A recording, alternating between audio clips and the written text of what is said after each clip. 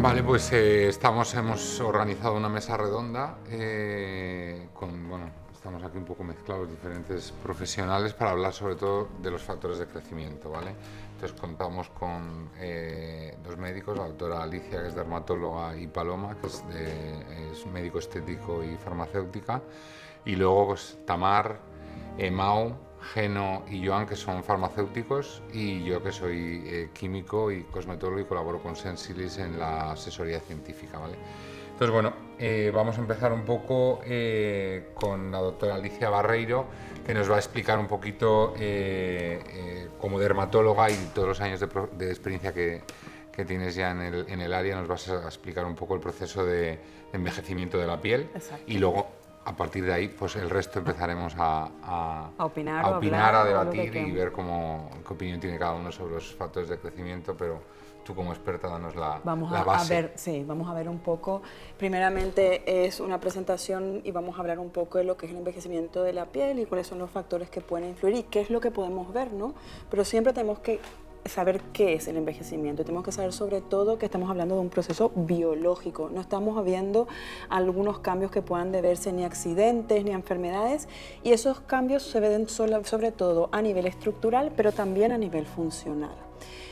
Siempre explico que la piel, al ser un órgano tan complejo, incluye tantas células que interactúan entre ellas, por lo tanto, todos los procesos que podemos ver en piel son muy complejos. Entonces, hay que tener en cuenta que hay una pérdida progresiva de la capacidad funcional y también de la capacidad regenerativa de la piel, que eso también es muy importante.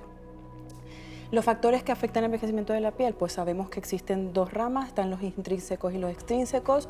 A nivel intrínseco, niveles de hormonas, regulación genética y ciertos procesos inflamatorios o factores inflamatorios. A nivel extrínseco, eso sí que tiene más peso, es lo que vamos a enfocar un poco más, y sabemos que todo esto lo que hacen es aumentar la producción de radicales libres, que al final es el endpoint de todos estos factores, y eso favorece el envejecimiento cutáneo. Causas de envejecimiento intrínseco, pues son todas estas. Estamos hablando de inestabilidad genómica, acortamiento de los telómeros, alteraciones epigenéticas, los niveles hormonales y sobre todo una cosa que yo quiero enfocar mucho y que en las últimas charlas estoy enfocando bastante porque es lo más nuevo que hay a nivel de piel, es la pérdida de la proteostasis. La proteostasis, hablamos de la homeostasis de la proteína, y no solamente podemos ver esta alterada cuando hablamos de envejecimiento cutáneo, sino en otras enfermedades que ahora pasaremos a hablar. Con respecto sobre todo a la causa hormonal, sabemos que tanto los niveles de estrógenos como andrógenos disminuyen, por lo tanto, ahí es cuando podemos notar, por ejemplo, que en dermis la piel está más tibante, más seca, que es un factor que muchos pacientes nos suelen referir en la consulta.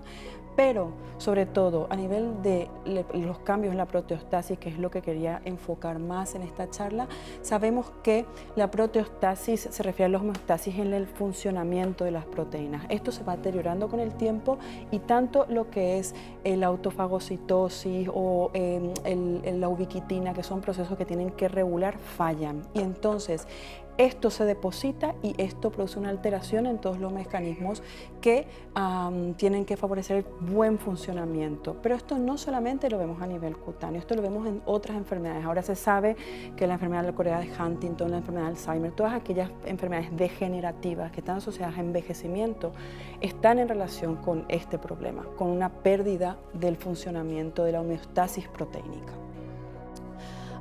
Con respecto a las causas de envejecimiento extrínseco, son todos estos factores los que juegan un poco, entran en factor. Entonces sabemos que la radiación ultravioleta es lo más importante. El 80% del envejecimiento cutáneo se debe a la exposición a la radiación ultravioleta.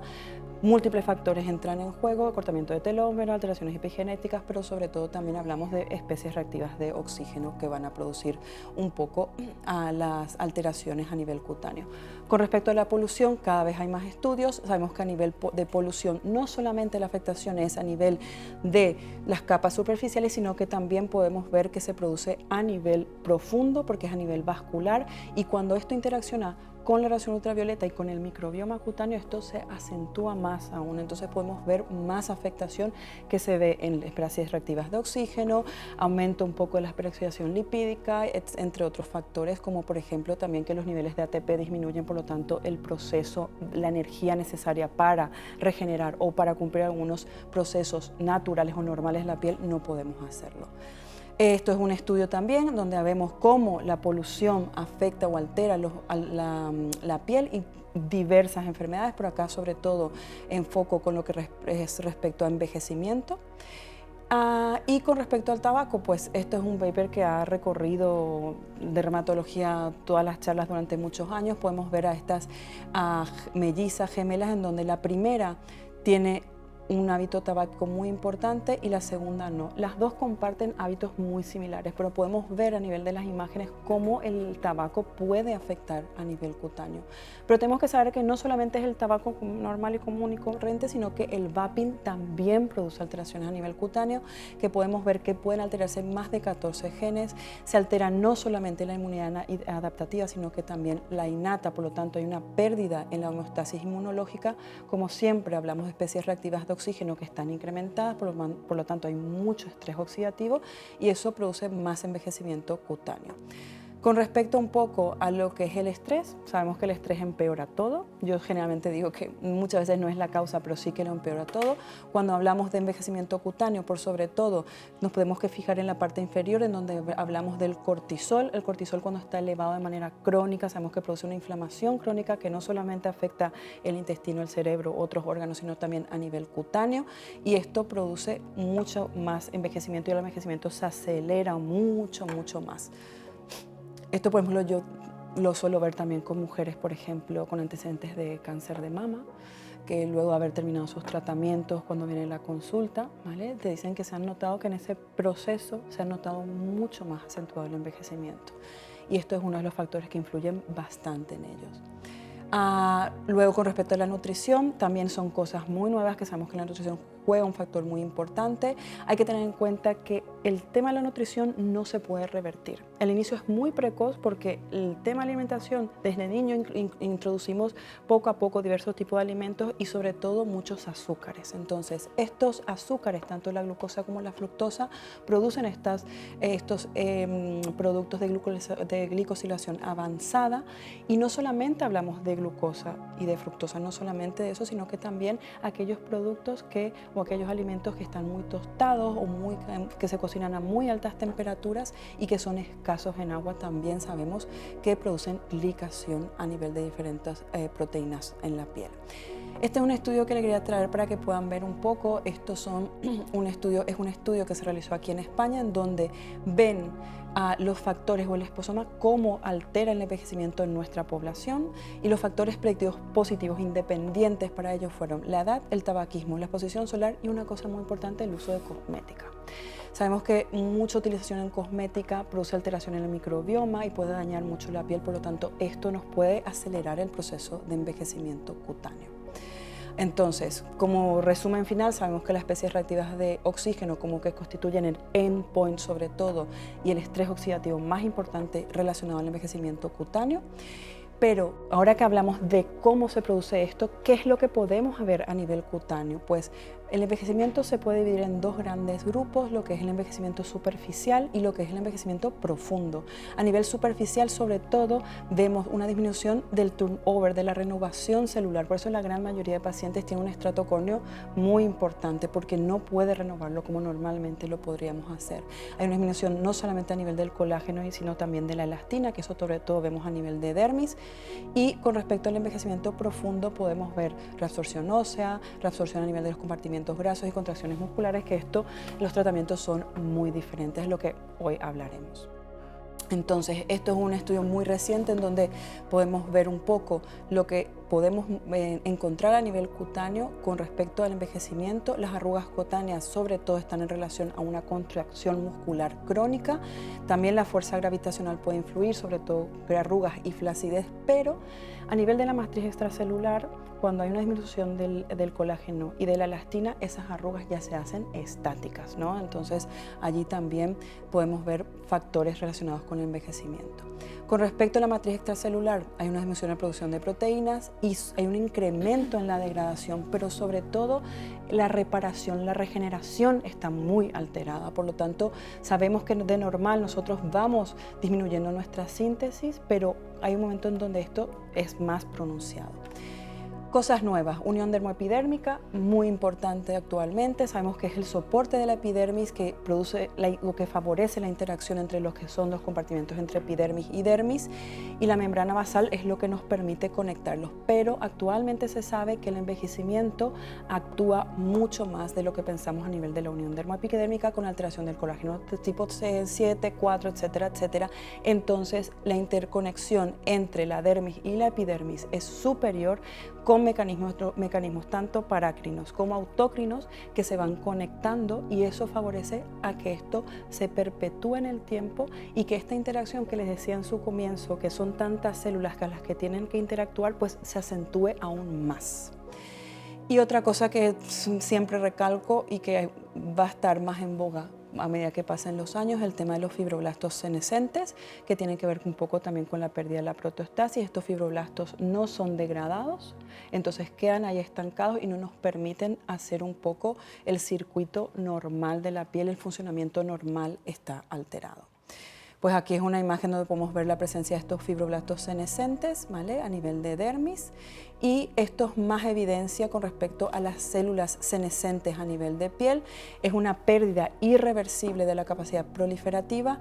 Estas células liberan un gran número de moléculas que son activas, citoquinas, metaloproteinasas, entre otras, y especies no reactivas como los radicales libres, las especies reactivas de oxígeno, y esto lo que hace es favorecer una inflamación crónica.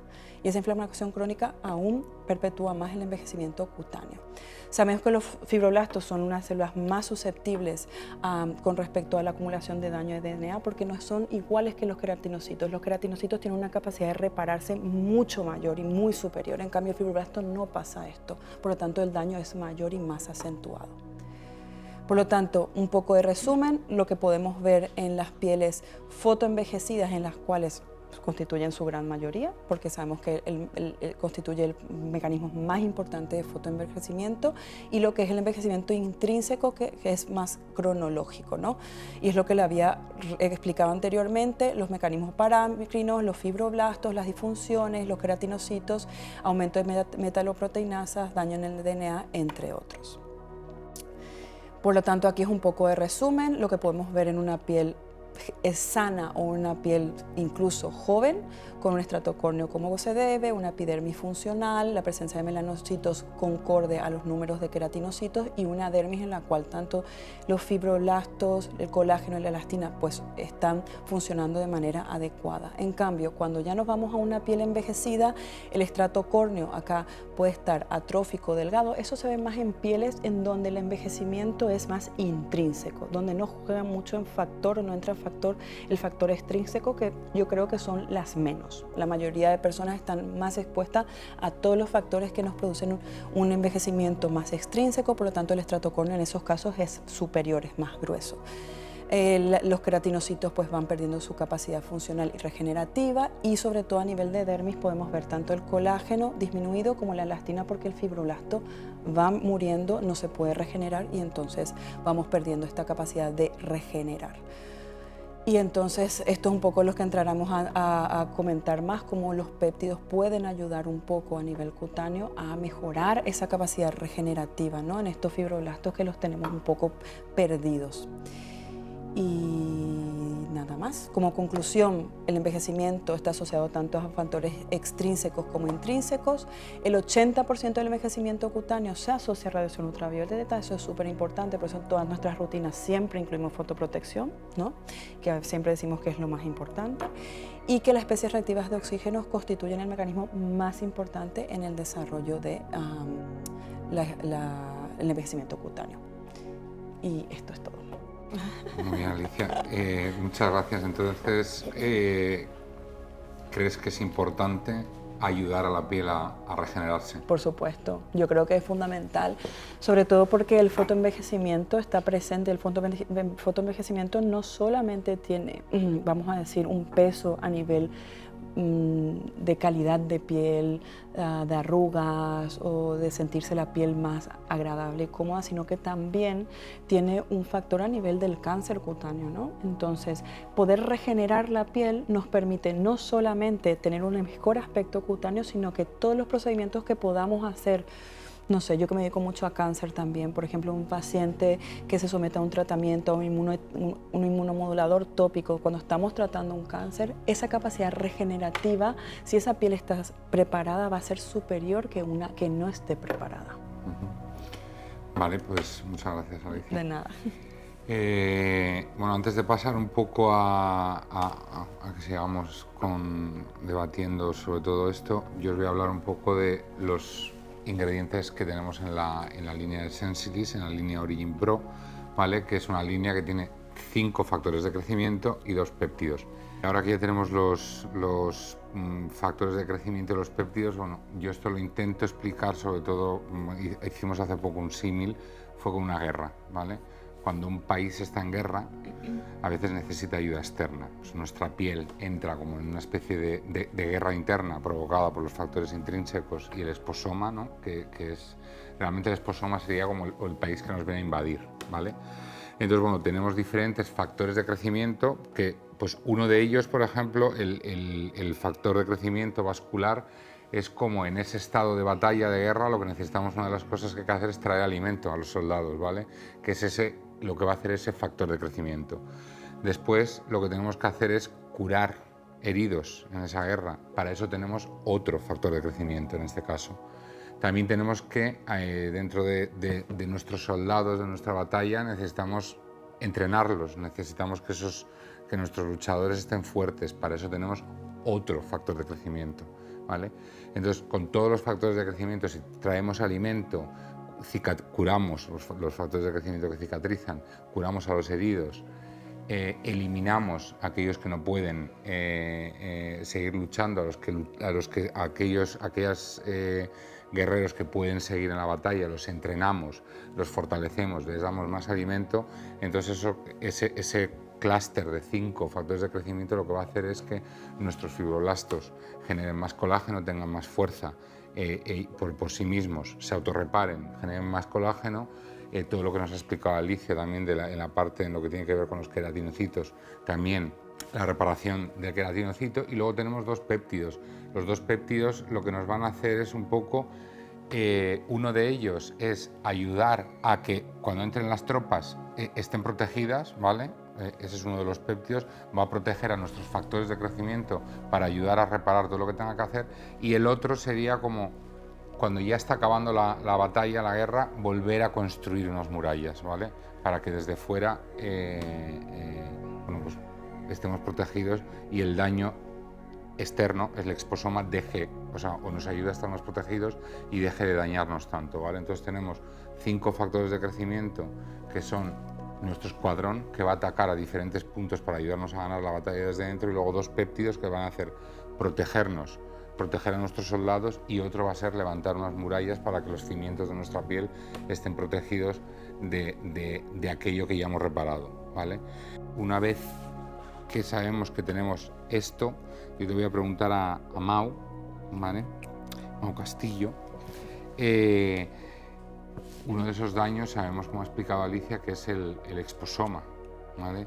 El exposoma, nos ha comentado Alicia, el sol, el tabaco, la contaminación, el estrés. Ahora ya en cosmética, de hecho, hay como una tendencia bastante elevada a utilizar diferentes sustancias para bajar los niveles de cortisol a nivel cutáneo, ¿vale? Entonces, tú en tu farmacia, aparte de todo lo que ves, ¿cómo crees que nos pueden ayudar los factores de crecimiento en estas pieles que están muy expuestas o más expuestas de lo normal? Porque hay pieles que están más expuestas al esposoma porque fuman, están estresadas, tienen una alimentación mala, ¿no? ¿Cómo crees que podrían ayudarnos? A mí con esto de los factores de crecimiento me ha pasado con lo del esposoma. Me han enamorado en el sentido, yo soy una persona muy positiva. Y sobre todo me gusta que me den buenas noticias. Cuando yo vi que el esposoma era el causante de un 75% del envejecimiento de nuestra piel, podíamos controlarlo, me puse muy contenta, ¿no? Hombre, un 25 no podemos controlarlo, pero un 75 podemos. Pues con los factores de crecimiento me ha pasado lo mismo. He visto que si encima podemos controlar, no voy a enumerar otra vez uno por uno, Alicia lo ha hecho, que no nos dé mucho sol, podemos controlar nuestra alimentación, podemos no fumar o fumar menos, pero además podemos conseguir que nuestra piel obtenga el máximo rendimiento, podemos aplicar productos que van a hacer que nuestros fibroblastos trabajen, que generen más colágeno, más elastina y esa piel llegue a ser lo más perfecta posible y a poder, como tú has dicho en la guerra, luchar contra ese esposoma que no podemos controlar y que evidentemente hay una radiación solar que nos va a incidir, hay una nutrición que aunque la llevemos perfectamente controlada, un día nos la vamos a saltar, nuestra piel esté súper controlada. Entonces me pareció como... porque si tienes un padre que mide 1,60 y una madre que mide 1,50 y mide 1,65 no te puedes enfadar, pero si tú puedes controlar ese esposoma y encima puedes aplicar esos factores de crecimiento que van a hacer que nuestros fibroblastos trabajen y van a sacar el máximo rendimiento a nuestra piel, no sé, me encantó esta línea por eso. Muy bien, muchas gracias. Paloma, tú como médico estético, ¿vale? Aparte de farmacéutica, pero como médico estético, después de un tratamiento... Vale, no solo el tratamiento médico estético al uso, un relleno, una reposición de un volumen, un láser ablativo o un peeling, algo que realmente que la piel sufre esa agresión inicial para luego verse, ¿no? Revelada o sobresaliente. Después de un tratamiento de este tipo agresivo, ¿cómo crees que podrían ayudarnos los factores de crecimiento? ¿O cómo crees que nos ayudan? Vaya. Pues yo creo que nos pueden ayudar tanto de manera inmediata, ¿no?, como un poquito también más a largo plazo. Porque cuando haces un tratamiento de medicina estética, ¿no?, es evidente, como has comentado, que lo que hay es una agresión de la piel. Pero esa agresión también es cierto que es una agresión controlada. Entonces, como consecuencia de esa agresión, pues la piel va a reaccionar, ¿no? Esa piel se va a activar y va a comenzar esa renovación y esa regeneración. Por ejemplo, si hacemos un peeling, pues un peeling de fenol, que ya es un peeling profundo o un láser ablativo, vamos a exfoliar la epidermis completa y vamos a comenzar con esa capa también de la dermis que la vamos a exfoliar. Entonces la piel se siente como desprotegida, ¿no? Me falta algo, o sea, literalmente me falta un trozo. Entonces, bueno, pues se va a poner a activar. Yo quiero que este proceso se optimice lo mejor posible, es decir, ni siquiera quiero que ese proceso se acelere, como consecuencia de esa optimización se va a acelerar. Entonces, en este punto, donde yo quiero que se realice de la mejor manera posible, es donde van a entrar esos factores de crecimiento, porque lo que me van a ayudar es a optimizar ese proceso, ¿no? Tú ponías ese símil, yo lo comparo la piel con una empresa, ¿no? Y me parece que los factores de crecimiento serían un ingeniero coaching. Por un lado, lleva las directrices de cómo optimizar todo ese proceso y por el otro lado, el coaching lo que va a hacer es activar y motivar a todo el personal para que todo aquel proceso. Entonces, si yo junto mi tratamiento de medicina estética con los factores de crecimiento, lo que hago es generar al final una sinergia y conseguir que ese tratamiento de medicina estética sea más efectivo. Entonces, por ejemplo, en un tratamiento de medicina estética que no tenga la violencia, por ejemplo, de un peeling o de un por ejemplo, de un láser. Que no hay una agresión tan evidente, a lo mejor. Efectivamente, por ejemplo, o visual, yo que sé, por ejemplo, una hidroxiapatita cálcica para inducir colágeno, ahí te aprovecharías también de los factores de crecimiento. Sí, o sea, yo creo que hay procesos, en este caso estaríamos hablando, como ¿no?, apoyo, de me refiero, es. Como un poco... Estamos hablando de un bioestimulador al final, ¿no?, ya sea, por ejemplo, una hidroxiapatita cálcica o, por ejemplo, un hilotensor. O sea, los efectos son como muy parecidos, donde yo quiero tratar la flacidez. O sea, me parece muy gráfico cuando hablamos a lo mejor de un hilotensor, porque es verdad que se cree muchas veces que ese efecto lifting, ¿no?, que genera un hilotensor es que llegas y tiras. Y el verdadero efecto que hace un hilo tensor es esa fibrosis que se va generando mientras ese hilo se va reabsorbiendo. Entonces, al final lo que genera es un entramado, ¿no?, al final un cordón de ese colágeno y elastina al activar esos fibroblastos, que es lo que me van a sustentar ese tejido. Si yo a lo largo de todo ese proceso le añado esos factores de crecimiento, al final lo que voy a conseguir es mejorar y optimizar mucho más todo ese tratamiento. Muchas gracias.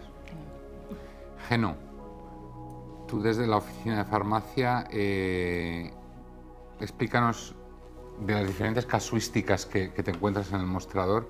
Sobre todo vamos a hablar un poco de pieles jóvenes, ¿no? Vale. Ya no de pieles que acuden al médico estético, pieles muy fotoenvejecidas, pieles más jóvenes, las casuísticas que te encuentras y cómo crees que podrían ayudarnos los factores de crecimiento o los péptidos, que nos estamos olvidando un poquito de los pobrecitos, de esos dos, en este tipo de De pieles problemáticas, ¿no? Vale, con primeros signos de envejecimiento, ¿verdad?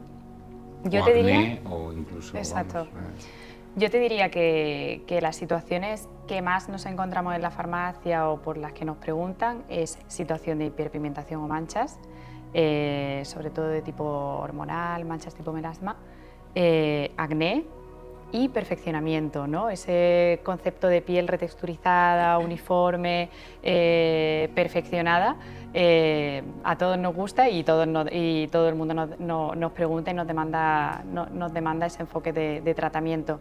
Los factores de crecimiento y los péptidos,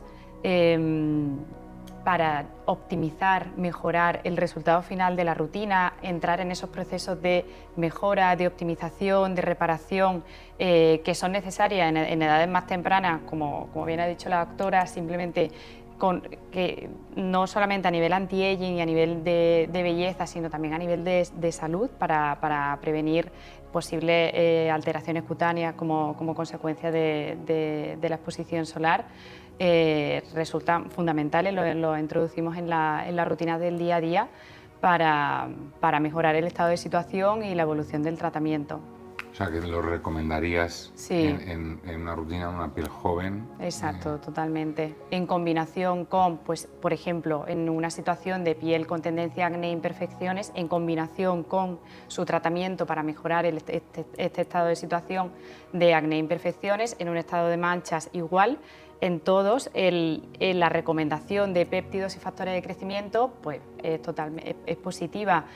Ese resultado de piel repulpada, luminosa, elástica, que nos brinda el utilizar este tipo de ingredientes a corto, medio plazo y a largo plazo, pues ese enfoque preventivo, anti-aging para estas pieles más jóvenes resulta súper interesante independientemente de qué objetivo quieran tratar a corto plazo, ya sea un acné, ya sea una mancha. Muchas gracias, Geno. Tamar, en el envejecimiento, yo creo que una de las causas, o sea, uno de los motivos por los que más pregunta la gente yo creo que después de las manchas y la textura es la flacidez, ¿no? La gente viene que se nos ha descolgado la cara.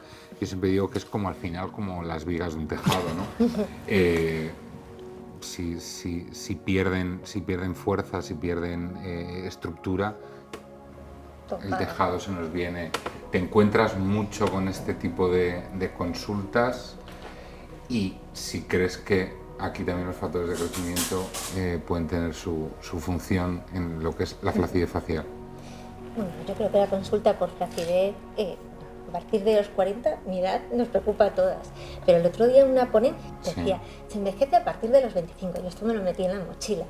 Porque claro, ahora cuando te viene una chica jovencita y te dice, no, a mí no me des nada antiedad, pues claro, ahí le empiezas a meter un poco de miedo y dices, mira, es que envejecemos a partir de los 25. Entonces ya empiezas a hablar un poco de prevención antiedad y ya entran un poco más en el juego. Sí que es cierto que hasta los 40 no empezamos a envejecer y a caer todo. Y como decías tú, yo siempre describo un poco los factores de crecimiento como obreros. Son como WhatsApps que mandamos a los obreros que están en las capas más abajo para fabricar más obreros y que encima trabajen más y mejor. Entonces, y que vayan creando pues más estructuras y que lo hagan bien. Entonces, yo cuando se lo explico así a la gente, empiezo a entender lo que tú dices, esas vigas que queremos levantar para arriba y que no haya arruga, no haya flacidez. Como decía esto, bueno, siempre hay una genética por debajo que no se puede levantar todo. Entonces, esta línea es como súper específica para eso, porque estamos hablando de 5 mensajes que vamos a mandar, 5 WhatsApps para que empiecen a levantar vigas, a que esas vigas estén bien y sean fuertes y mantengan bien la estructura. Entonces, bueno, viendo un poco que es este producto Origin Pro, ¿vale? Es como un poco un todoterreno. Joan, los hombres que al final a veces dicen que tenemos la piel igual que las mujeres, al final la piel es piel, en algo se tiene que diferenciar la piel del hombre de la mujer, pero tenemos una piel más o menos vulnerable? Bueno, yo lo primero que creo que está claro es que los hombres también se cuidan, los hombres también se ponen cremas y no porque a lo mejor tenga un aroma diferente no tienes por qué aplicártelo. Sí que es verdad que la piel del hombre es un poco distinta a la mujer, pero sobre todo en características. Por ejemplo, la piel del hombre es una piel que es un poco más gruesa, tiene un 25% más de grosor. Es una piel que muchas veces también es un poco más grasa incluso. Y es una piel que, bueno, los hombres que se afeitan también sufren muchísimo más precisamente por el rasurado diario y esa agresión diaria que ejercemos sobre la barrera cutánea que hace que la piel quede muchísimo más sensibilizada. Entonces, por ejemplo, para un hombre que infelizmente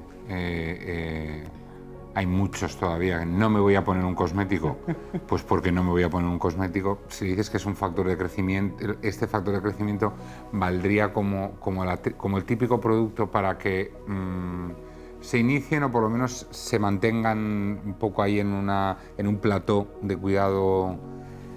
Bueno, es lo que estábamos comentando, ¿no? A partir de los 25, una antiedad, y yo creo que un factor de crecimiento es algo que nunca puede faltar en una rutina antienvejecimiento o en cualquier rutina de cuidado facial. Sí que es verdad que creo que el hombre busca texturas que sean muy fluidas, que se absorban muy rápido. Hablábamos un poco de esa parte más grasa que tiene la piel, entonces eso hace que busquemos texturas muchísimo más ligeras y cuanto menos perfume a veces mejor, quizá también porque a veces nos molesta más o no, depende un poco de cada tipo de piel. Yo quería, lo que está diciendo él de todoterreno, a mí no sé a vosotros, lo que más me gusta de esta línea es que te puede venir a la farmacia, al mostrador, la típica que te dice dame un tratamiento sencillo, Mau, no voy a ponerme un serum, una crema, dame algo, y esta línea abarca todo, o sea, es un tratamiento global, antienvejecimiento 360, que le puedes dar a una persona que quiere hacer una rutina sencilla y sabes que va a tratar muchos signos de la edad, pero también te puede venir una persona que está ahora tan de moda el skin cycling y quiere hacer de día su antioxidante, de noche quiere alternar su retinoide con su alfa hidroxiácido y dices, bueno, pues también necesita ese factor de crecimiento para regenerar la piel, no estar solo ahí. Estamos muchas veces obsesionados con alisar, retexturizar, pero también tenemos, como hemos dicho antes, que tener la piel muy preparada para poder meterle esos activos. Entonces me parece que te venga, la persona que te venga al mostrador, esta línea la puede encajar perfectamente en su protocolo. A mí sí.